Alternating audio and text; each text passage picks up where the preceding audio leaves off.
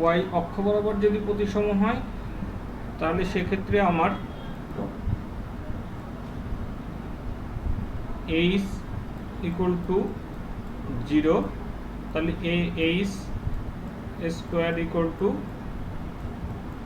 0 হচ্ছে। তাহলে আমি আই ওয়াই ওয়াই সেকশনে আমি চিন্তা করলাম ফর্মুলাটা, ওটা বসালাম, I Y one plus I Y two plus I Y three, এটা হচ্ছে 1 নাম্বার, এটাকে ধরি 2 নাম্বার, এটাকে ধরি 3 number section.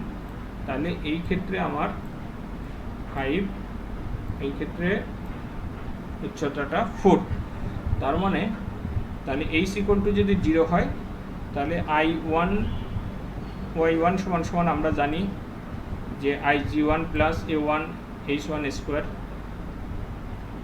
I Y two সমান সমান I G two plus A two H two square plus I G three I Y three সমান সমান I G three A three Y three H three square.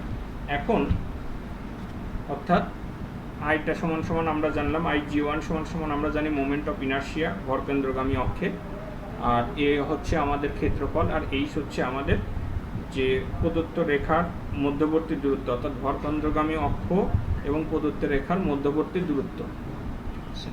তার মানে এখন আমার এই ফর্মুলাতে যদি আমি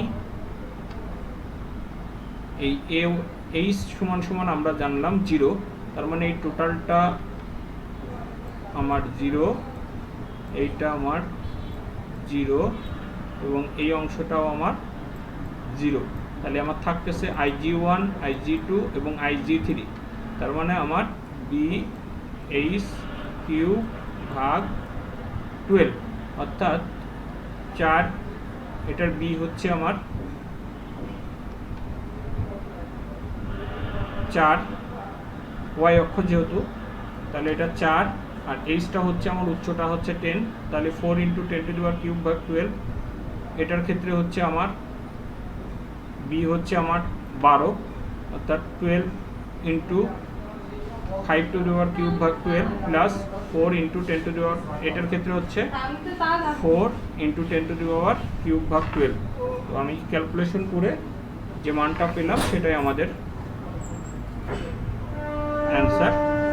ইনশাল্লাহ যদি কারো কোনো প্রবলেম থেকে থাকে তাহলে অবশ্যই আমাকে জানাবা, আমি অবশ্যই তোমাদের প্রবলেমটা সলভ করে দেব।